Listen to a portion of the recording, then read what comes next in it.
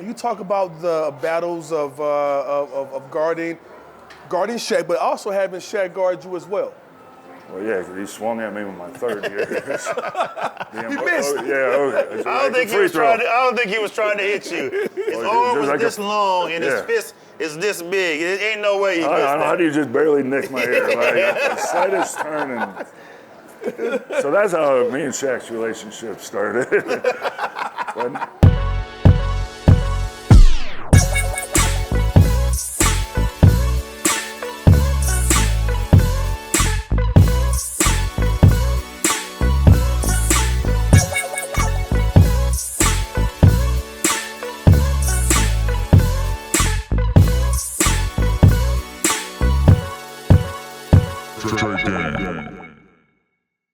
Yo, we are back at Gila River Casino in Phoenix, Arizona, once again for a Straight Game podcast. We have a special guest, the one and only Brad Miller. So let's give him a round of applause. Great buddy of mine. I mean, he got a whole totally different look now. He got the long hair. You know what I'm saying? So kind of tell us what you've been doing, Brad, since you've been retired and stuff like that. So tell us what you've been doing. Just trying to do other little business. Started like a fishing pole company. I was one of them. Tried a weed business, didn't work out the best. Working on like a little docu-series now. There's a couple different little things. A lot of outdoors type Outdoors, shit. A lot of stuff, a lot of hunting. I guess there's a lot of hunting in. So I'm going to tell a story. I always tell the story, me and Brad. Brad knows I'm a germaphobe. I clean my silverware when I get to the restaurant. I do all type of shit. Put towels down when I'm in the locker room. Where I'm sitting at, there's always towels. So Brad does some dumbass shit one day, and I walk into the fucking locker room. Sorry, I'm cussing because I'm still pissed about it. I walk in and got 2 fucking dead ducks hanging in my locker. Like, he killed the ducks. Were they ducks? Yeah, they were ducks. Killed the ducks and took them straight to my locker. Didn't clean them up. They dripping blood? A little bit. There's guts. A little bit out of the nose coming down, We put a towel down for the blood to drip on it. He got duck hanging from this side, duck hanging from that side. I was pissed. Does somebody get this fucking ducks out of my now? I said, okay, Doug, you don't play them type of games, huh? So I had a baby, right? Mia was a baby, so I was like, okay, you want to play the game? So I got a diaper. I told Darcy, I said, when Mia shits, give me that diaper. I'm taking it to the gym, and I'm gonna put it under Brad's door handles. That's gross. What gross? I'm gonna put it under his door handle, so when he go in there, wet it up a little bit, so when he go in there, it's gonna be all on his nails for a few hours. Somebody ended up telling him that I put the shit. I was like, man, come on. That's a good manager right there. Who was it? Shane hooked me up. I was like, man, I want him to put it there. That shit would have been on his fingernails. I'm wondering who he did to do it, because you ain't touching it. Probably had to bring I had it in a diaper and just put it like, like use the diaper as like a glove and just kind of put it on. Yo, we need a poll to see which one is worse. Yeah. The hanging ducks or boo-boo? Duck is worse. No. I don't know, bro. A child boo-boo poo all up in there. That was premeditated. Like, you had to do some, sinister type of... I said, I got to get his ass back. Exactly. I got to get his ass back. And I was like, you know what?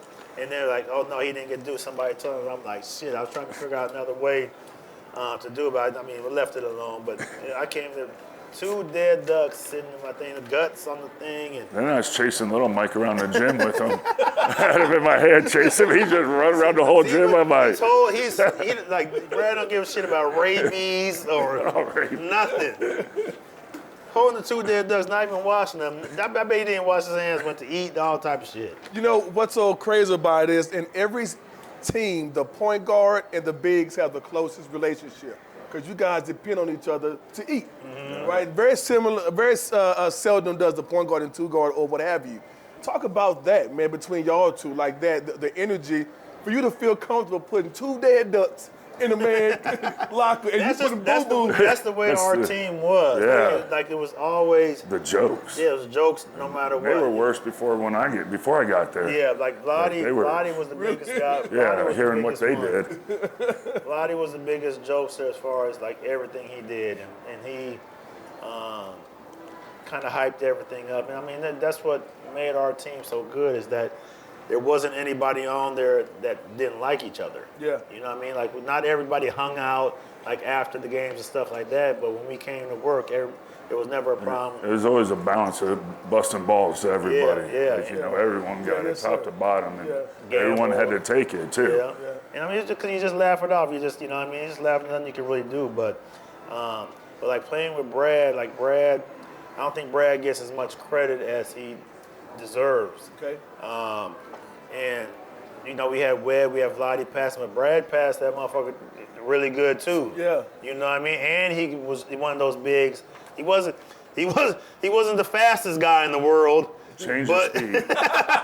Pace. Right. Fast. Control well, my pace. fast. Slow it down. But Brad could shoot the shit out of the ball, and it opened up things for, you know, us guards. Yeah. And the passing. He had the passing stuff too. So kind of say your stuff about it, Brad. That was my kind of look at it. Like, he definitely doesn't get the credit he deserves. Right. Well, my career high was 38 at Golden State. Mike had 38, so I was that same.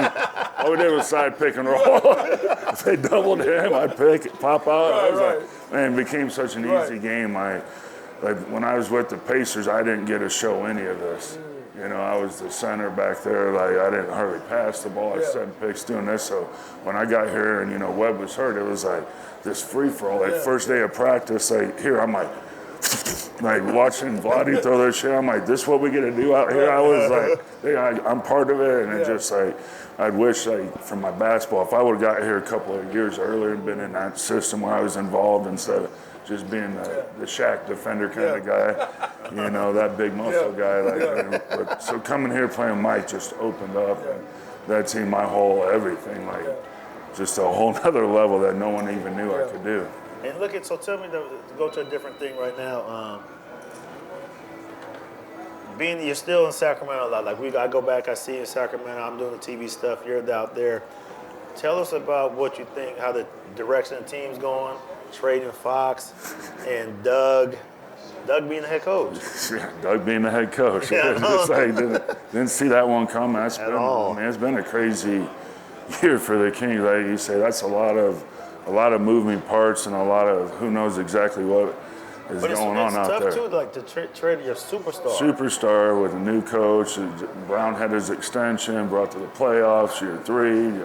It just kind of comes out of nowhere. And then Doug, obviously, I love his energy, and we all know it, like how passionate he is. And when the few games he took over before, I always text him like, hey, you ready to be a head coach? He's like, a couple games, and then he'd be like, man, it's a lot more work than what I thought, you know, like the decisions and everything. So now, you know, I see him out there being really feel like controlling himself and doing his thing. I mean, Train Fox was kind of a tough one. I mean, just go what he's done for the city. He's getting better. I thought he'd be there for his whole career. Yeah, it gets. Well, it was kind of strange for me outside looking in that you get rid of Mike Brown because you're gonna keep Fox, but then you get rid of Fox, so you might as well keep Mike Brown if that's the case. But I heard they're really good friends.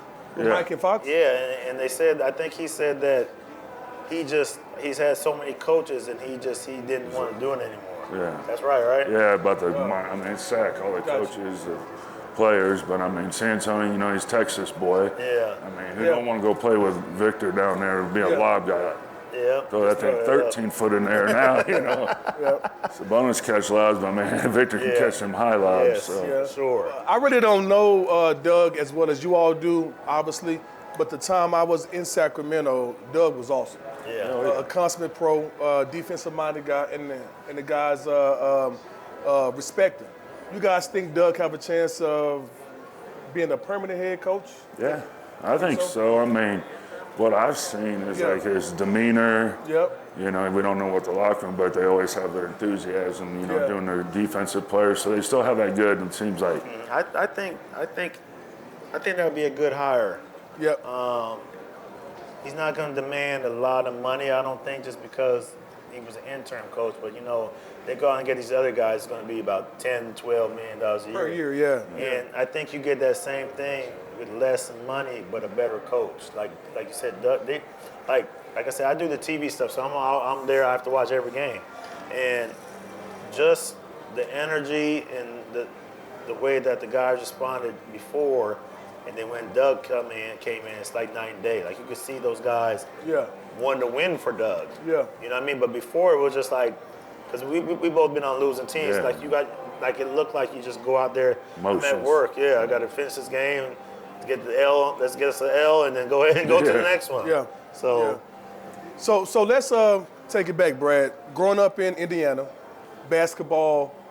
Oh yeah. I mean, Mecca. Mecca, perfect. Basketball Mecca. Did you always know that you was gonna play basketball? Was there other sports, or was basketball? It's kind of basketball. I mean, I played tennis, did cross country, basically just that. But my family is 7 foot, 6'11", 6'9". Oh, you know.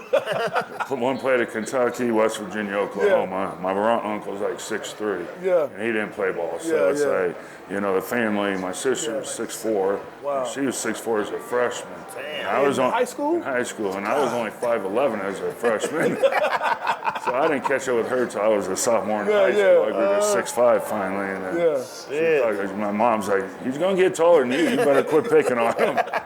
And Your dad's tall? Yeah, dad was about 6'4", mom's like 6'2".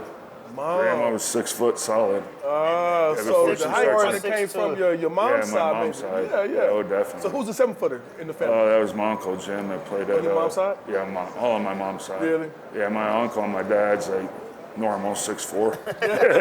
Normal, yeah. Baby, 6'3", 6'4", the shorty. How was it playing in college and having the chance to play for the Pacers, being home? Like, how dope was that? It was a crazy run. It was like Purdue's home, so I was like 3 hours from the house, and you know we're a Big Ten, so it was 14,123 every single game sold out. We won 2 Big Ten championships my freshman, sophomore year. You know, What year did you come out? 98, same as you. No, I said what after what season? I'm saying like after. Oh, I was 4 years. 4 years. Yeah. Because I was playing that's pretty good. Well, you're playing that Purdue system. Like now that I'm out there, like watching Zach Edey this year, like I pumped him up. Like starting his junior year, he finally did like a counter move. Yeah. And then he just showed this toughness. I was like, oh, he good. And I was talking with David Adelman after the Kings game. I'm like, man, Edey's going to be all right because the big guy's coming by with Joker's MVP. So you got to have people that can match up with him. And he's like, he's slow as shit. I go, Joker's slow as shit. He goes, good point. And I'm like, and you know, I just saw Edey at the sack game, and it was like, okay, like he's got that dog in him. And he's like, he couldn't shoot at Purdue. They're not going to let a 7'4" guy. He's letting him shoot now? Yeah, he's shooting like high 30s from 3 now. I'm surprised, Brad, that Edey is playing well. Oh, I know, me too. Did you? I saw it. I swear to God, I know Purdue has a system for college. Yeah. And all these NBA guys always talk junk about it. But Purdue does a system. Yep. Painter did it, Katie did it, and that's the role you accept at Purdue. Purdue's building a college team every year. We're not doing one and dones. And that's just what makes us proud of how our college is run and coached. So he made the comment before I used it, I can do more. And literally it was like a couple plays in, he said a high pick and roll pop like this. And I'm like, oh, this dude wants to shoot it. He repicked, popped, and he like banked it in, banked it 3. Only 3 he ever shot in college, and banked it in. And he made a press conference that day like, I got a lot more in my bag. And like I was like, then he signed my agent. I was like, excellent. Like Bartelstein was like perfect for him. And you know, I was like, as long as sign him? Good. And as long as he goes to Denver, San Antonio, or Memphis, those are only 3 teams that run 2 bigs forever historically, and I was like, he go there, he'll be good. See, I was like him coming out. I know he was good in college, but like when he was coming out, I was thinking like, there's not a place for him for that type of guy anymore. Just by like you said, watching that process in college, like knowing that now, you know, what I mean, it's different looking at the bigs. I think because I feel like he ain't gonna do shit when he comes to the league because there's no post up game anymore. And for you to say that, it now kind of makes sense. It makes sense. It makes funny part sense. Too, I was like, his worst team he'll ever have to be was like he's going against Memphis and Ja's out there and gets the switch. I'm like, oh, he is going to be in trouble. So when he went to Memphis, I'm like, that saves him at least a lot of possessions. But Ja's going to be like, from falling. Like he's going to do something nasty to him. So I was like, that was perfect. You guys saved on that one. Tell me this: how was it playing in Indiana? Playing at home. But obviously for an historic franchise in Indiana, and you playing for them. Yeah, put the R on the Miller for Reggie when I got down there. And it was wild because I come from the Bulls only 3 hours from home. And Indy's like just 2.5 Yeah. or something. So, you know, we had 4 tickets. I had 8 during the week. I had 12 on the weekend. And it was like all my friends would come down on Friday. Yep. Friday game, all right, I gotta get here at this time. So you can get to my house by this. Yep. Jump in the old Excursion. I'd have that thing packed. Oh, you still have it? I still have it. Same one? Oh yeah. That's No the way, retro Brad. baby. I ain't getting rid of that Excursion. She got a lot of history in her. A lot of history and a lot of gas it costs to put that thing up. Yeah, it ain't driving much now, but can't get rid of her. Yeah. So kind of tell us, Brad, so like kind of walk us through. We had some great times in Sacramento. I mean, off the court, obviously, but kind of walk us through like you getting traded to Sacramento and your mind process, your thought process of, you know, playing there, trying to fit in, how it was going to go for you, how it went. I was like, I didn't think I was going to leave Indy. It was like, I come off All-Star. I'm from Indiana, but they'd signed Al Harrington, Jonathan Bender, Foster, Ron Artest the summer before, and then they had signed Reggie and J.O., and I would have been the third one. So they kind of did the trade, and when the trade went down, it was like, And who was the trade for? Pollard and then Hito. Okay. So kind of the one big, and me and Pollard are interchanged forever now because he lives in Indianapolis. I stayed in Sac. I started growing my hair, wear swaggy golf pants instead of being this plain Indiana guy. I was like, got out in Cali and started putting some color in my life and matching hair, shoes and hats a lot more and all that. So we kind of got traded. You came to that fucking appearance and like, Brad, what the fuck are you wearing? Like, Brad, it was just bright. Well, I don't even freaking remember what color. Bright ass pants in the middle of the mall. Like, oh my gosh. Go ahead. Sorry, to cut you off. Oh no, it was Kentucky Derby pants. That's why. That's what he had on. I was like, going to Glass Turtle. yeah, I was like, come on, shit. So go ahead and finish. Sorry, so cut you off. Loudmouth pants. Just when I got to Sac, like, really it was like Utah and Denver, the only ones that had like the cap space at that point. And I had a couple buddies in Denver, so I like did my visit. I was like, you know what? They just drafted Melo, so like they were terrible, but I was like, they knew they were going to get Andre Miller at that point, and Melo, and I was like, oh, this would be cool, like Denver, and the agent's like, give me another day, gives me a number, gives me another number next day. I'm like, I like Denver, like, I like the city, I'm comfortable there. Then the next day he's like, well, Sac's, I'm like, damn, they're really good right now. You know, I was like, it's not potential. I'm like, the system and everything, and it was like, shit, and I remember asking that, you know, I was thinking California, and I'm like, what the heck am I going to do from Indiana, you know? But Sac's like the perfect place for me in California. I mean, SoCal, I would not survive. Like, I would have died down there. They give you little hunting spaces. Yeah, I need something else. So. Yeah, NorCal, you got ducks, obviously, got turkeys. Yeah. Was it turkey or those were ducks, but I used to bring my turkeys in to clean there and put in a dumpster too. Oh, I brought the pig head. You don't remember that? What? The first year we played, and it was right after New Year's. We were going on a road trip, and I went pig hunting when my buddies came out, and I didn't have anywhere to throw the pig head. So I literally put it in the dumpster at the Pretzels facility. I told you, dude, he's out there. Well, like, because really trash day, I missed it, so it was going to have to be like 7 days.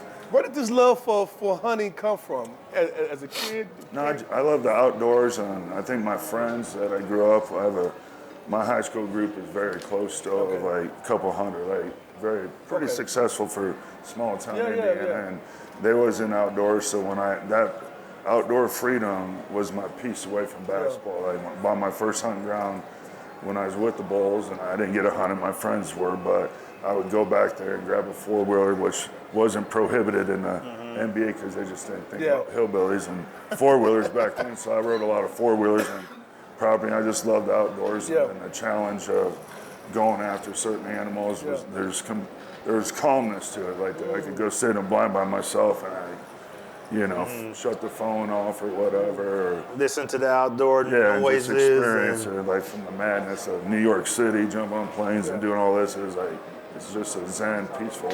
I've actually heard that from fishermen as well, the calm and peaceness. And for me, I'm from Dallas, and a lot of my friends fish, but it's boring to me. Yeah. Sitting there waiting, but That's the culminating piece that you're referring to. I can do it. Like, I don't need to go killing. I'll go hunting. But if I go fishing, I better go catching.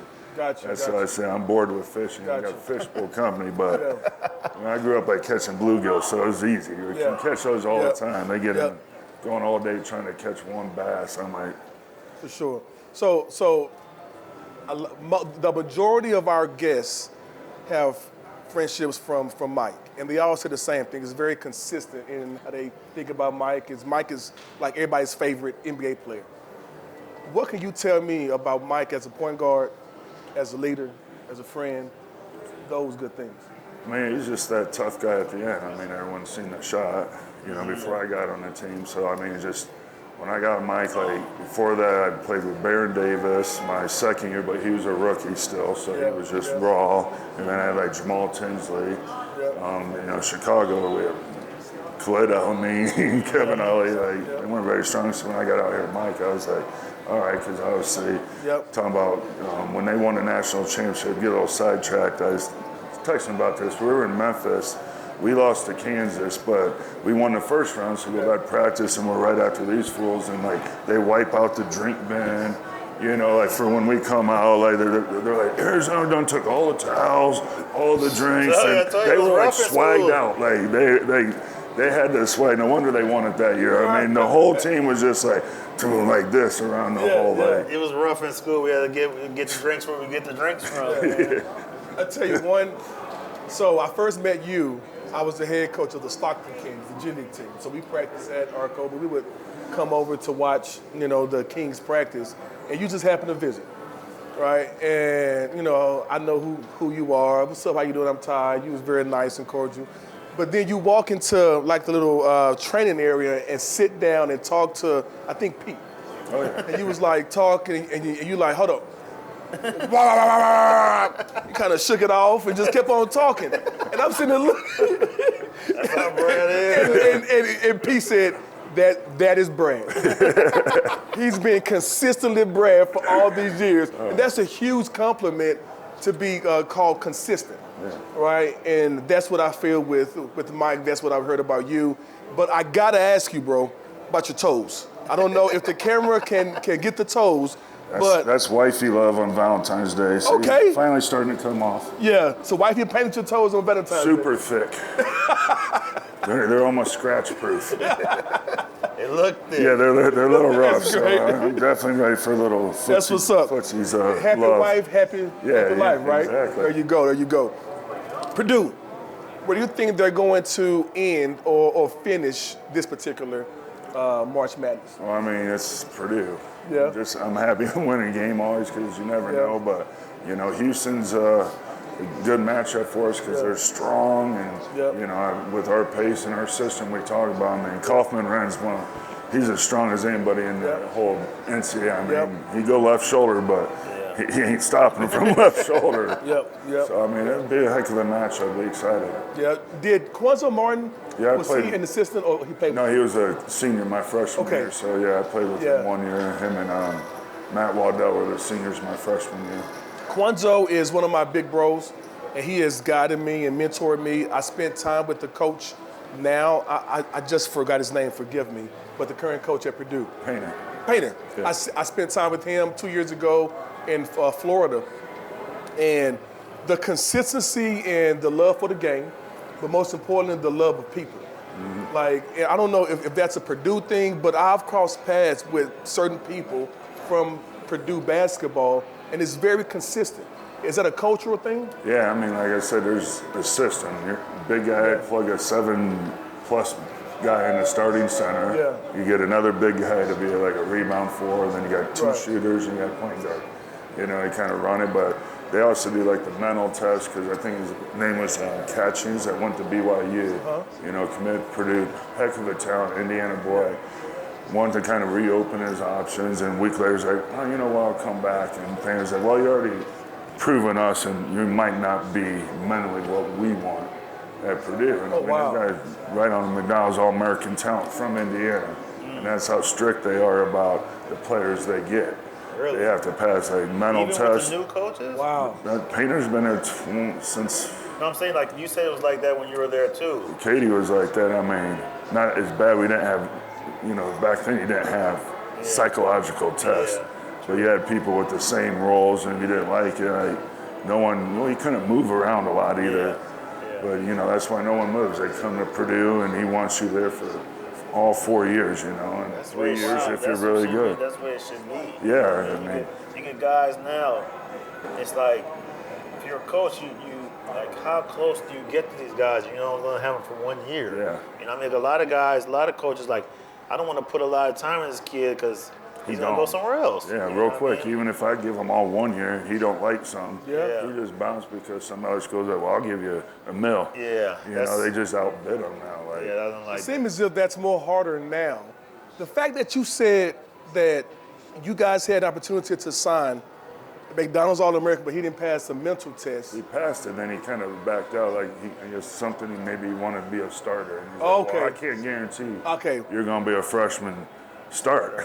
But he Right. wanted to come to Purdue, and then he just, his mind, and then Painter, like, Oh, so he wanted to guarantee that he was going to start. they're going to start. Painter's like, I ain't doing that. This is Purdue. Like, he got a freshman guard starting, so it might have been. Yeah. But that would have been his offer. have to earn it, It's right? either you or Cox. I don't know which one, who's going to be the better player once Go we take get in. it. You know what I mean? But Like, kinda- that's the mental part, and then now he ended up BYU, and who knows how much he got to go out to BYU. Yeah. See, but like a mindset thing like that, to think about that, like me going to Arizona, Jason Terry was point guard.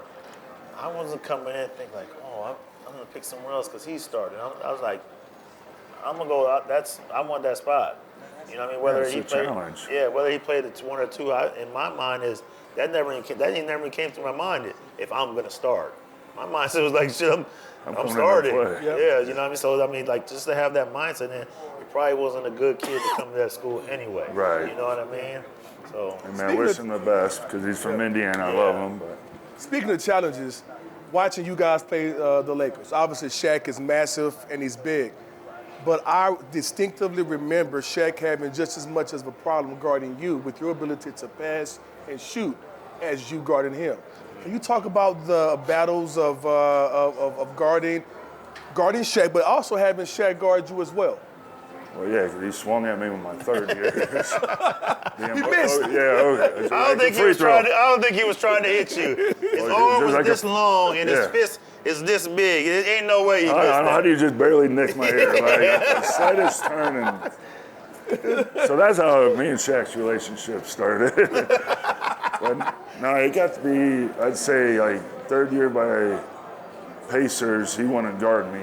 Because that's when I was like, I'm ready to start picking and popping. Like, I'm having to guard his ass here. I want to take his ass Out, yep. out here. I'm like, I can't do nothing the next day, but I got to the point, luckily, I felt confident where I could actually hold him up and his little elbow spin move, offensive foul, But yeah, I just had to pull his ass out, and then he was done guarding me. He was like, I'm like, See, but that's what kind of made me excel too, having shooters like Brad, Webb, and Vlade could shoot it out there a little bit too. Is back then they'll kind of drop, like the big guys like that will drop in pick and roll coverage. Yeah. So they set good screens and it'll be wide open for me. Yeah. You know what I mean? So then now I kind of bait the big man a little bit. Now I'm able to throw it back. So that means going against, he kind of made me excel like that because it made me have two different avenues to go, pass or the shot. So having a guy that can shoot like that is yeah, because really a there plus. still wasn't big guys that were centers were shooting shoot anything like that. at all. Yeah. Like, Yeah.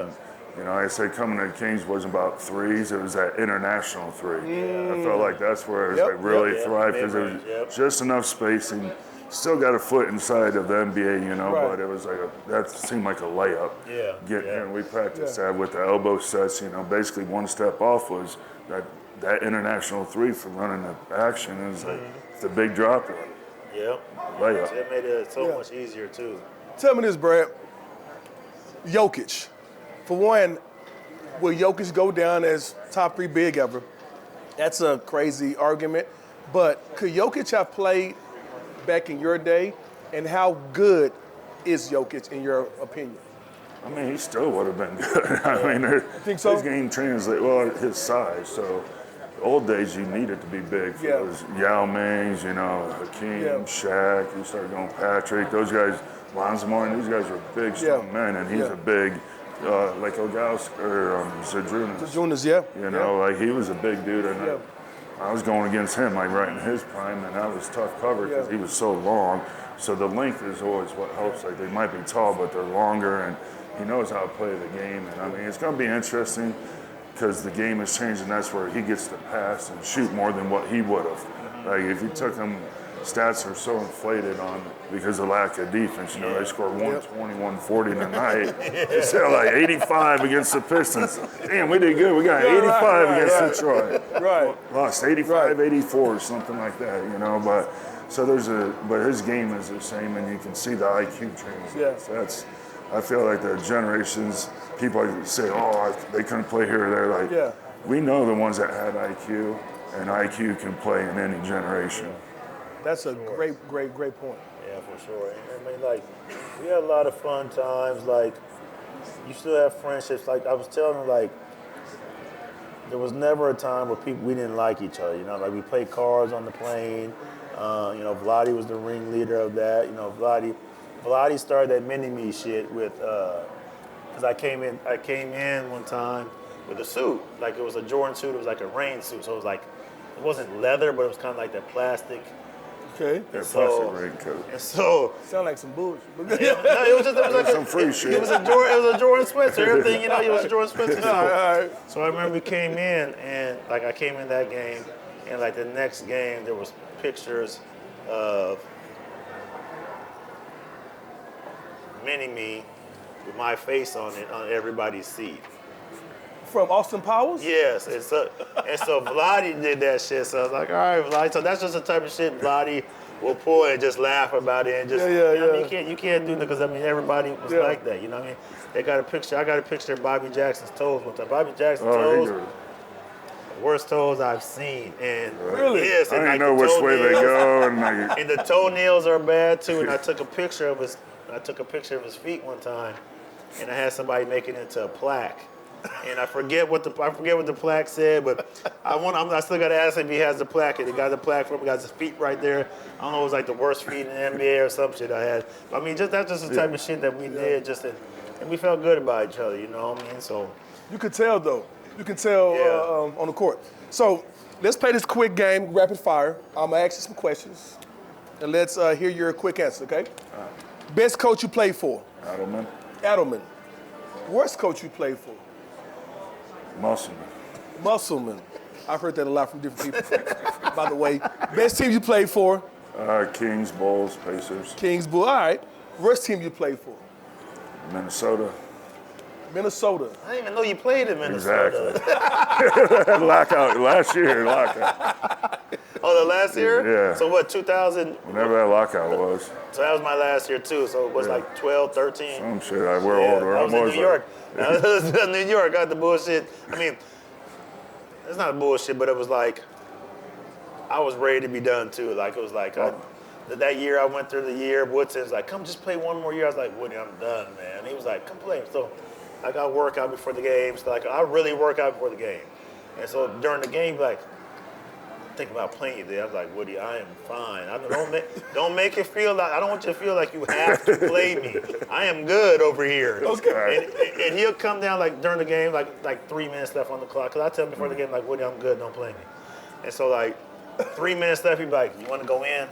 And I'd be like, "Yeah, no, I'm good." And then there are other times like, "Yeah, let me go ahead and play this 2 minutes and go out there and bullshit, bro." So I mean, that's why we were good. That's my last year too. I was like, "Thank God it's over." So, when you know. Yeah, I mean, like. Yeah, if you're, that's one thing.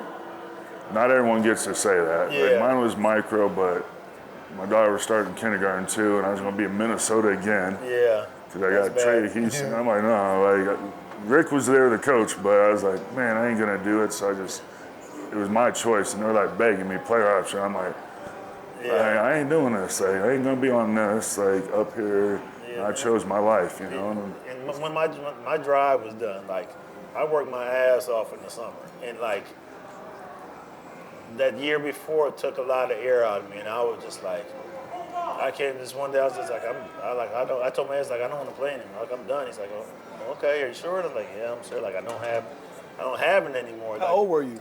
35. 35? Yeah. How about you? It's right there, I think. About 35? 35, 36. Yeah. Yeah, so it was thing. So to see what LeBron is doing right now, it's, how crazy is that? at 40, I mean, you already know what we feel. But I say about that time. I'm like, oh. you start rubbing on your Yeah. knees and stuff. Right. So I love asking this question. Brad Miller right now, what would you tell the young Brad Miller before he get his career started? Don't drink so much and focus. Focus in a little bit more. And man, imagine another level could have got to. Right. All right. Don't drink so much. But for the young bigs that are out there, I think you maximize the potential that God gave you. Yeah. You know, there's so many players that think, well, I'm not as athletic, or I'm not this, or I'm not that. But I love what Jokic is doing. And you said something cool. You said IQ can play in any era. Oh, yeah. Yeah, so what would you say to those guys who don't have the God-given attributes that other players have, but you can still play You at a just high got level? to learn the game. Like, it's like, I learned how to dribble, like Jason Williams, learned how to dribble with snow gloves on. I learned how to dribble taking a tennis ball, throwing it against a racquetball thing. Like, I play tennis and I just throw the ball, dribble a tennis ball. You know, like little oddball things, I think. Yeah. Because everyone does their own personal training, and I mean, we played at the park. Yeah. So you're playing against the old guys. Yeah, They're just, yep. you know, 12 beers they in, and they're out here. And we had the winner's court, and you had to wait, you know, if you didn't win. That's so, right. I mean, I was middle school kids starting to play against grown men and beating the piss on them. They didn't Create a care. competition. Exactly. Right? And the thing, like, I go to Rico Hines. I took my son out to Rico Hines this past year, and like, I mean, it's great what he's doing, but I'm thinking, like, I mean, they bring teams and shit in there, you know what I mean? And they reward you for losing. Like, I seen a team, like, I was waiting, like, because my son wasn't playing there, where he got on the court probably once. And the thing was, I seen this team come on 5 times because they keep losing. Oh, this team has to stay on. Well, shit, why don't they win a game? Let them win a game and let them stay on. Right. Because there's a lot of people in there.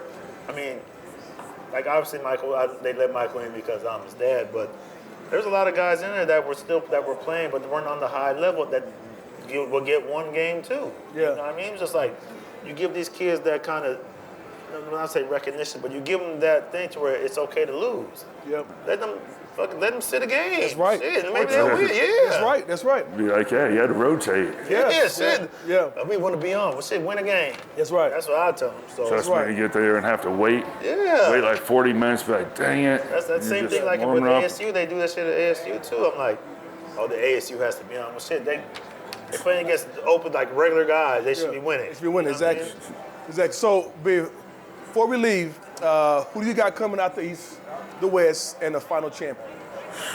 I mean, I think OKC, Okay. and It's got to be between Cleveland and Boston. yeah, I know. It's just Cleveland. You're not sure yet, or you know, like Oh, that's what they told me it's yesterday. Cleveland. You're like, oh, it's like You don't believe it. you're not Cleveland.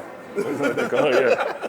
I don't know. It's gonna be but close. like, I'd like to see Cleveland. I'd like to see Cleveland over Boston for Yeah. sure, but I don't know. We were telling Eddie, because Eddie was here yesterday, they're shooting 73s a game. It's insane. So that's where it's like the fall off could be. Yep. Yeah, and he was like, well, no, they're not going to play like that in the playoffs. And why not? That's where they're playing now. Yeah. Yeah. And I mean, I told they shot 24 field goals in the first quarter, and 22 of them were threes. And he was bitching about how they ain't going to the free throw line. I said, Eddie, They shoot threes. they shot 94 shots and they shot 67 threes. I Right. said, that's 27 shots Yeah, like that. outside of threes. And they're not, you played, Driving the Eddie. ball, they're not doing Yeah, nothing. they're not being aggressive. They're not going to call fouls. That's going to go to the end of the game. So, Yeah. I mean, it's just the threes took over the game. And it's Yeah. like Yeah, that's bad to see. Like, I watched the game one time. I saw 10 times up and down, 10 threes. Yeah. not even going all across the court. Yeah. Someone's not even there yet, and they're already chucking it up. Like, Yeah. kick ahead. Oh no! Oh, now we shoot. Yeah. And they come back, pass Yeah. ahead, shoot. You're like, So who do you have winning? okay, see. Okay, see? Yeah. It's their time, right? I That's mean, what I was they're saying still too. young as can be, but man, their history of their franchise, Yeah. getting there with the KD, started there with Russ and Yeah. everything, and Harden was like, Yeah, it's time. I think they're too young.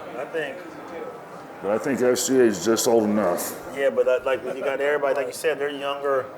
than the college teams. Yeah. But I mean, I think It's a young kid's sport. Like, I hate to say like with Eddie, because I know Eddie gonna eat this up, but I think Ball said, I mean, since they've been there, they do it. But I can think if they play different and not as many threes, I think they have a chance to win it. But if they keep chucking threes up and 73s a game, I don't think it works. yeah. 73s a game.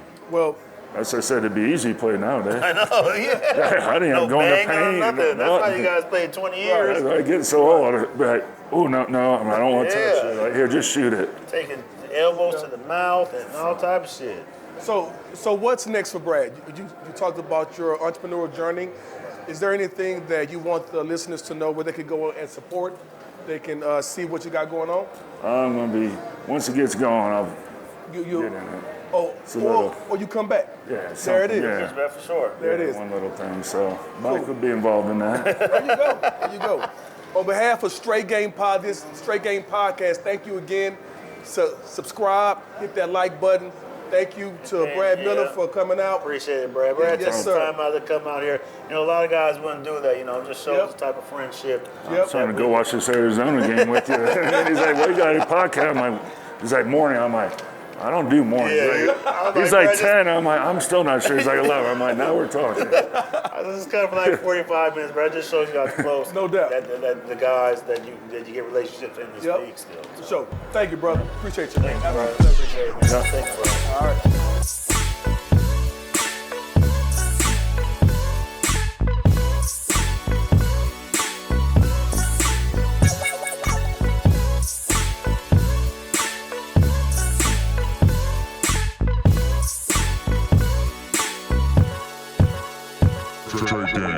I'm Mike Bibby. I'm Ty Ellis. I'm Eddie House, host of the Straight Game Podcast. Each week, we're bringing you real, raw conversations About sports, life, and family. Tap into Straight Game wherever you get your podcast. You can also watch all episodes on YouTube.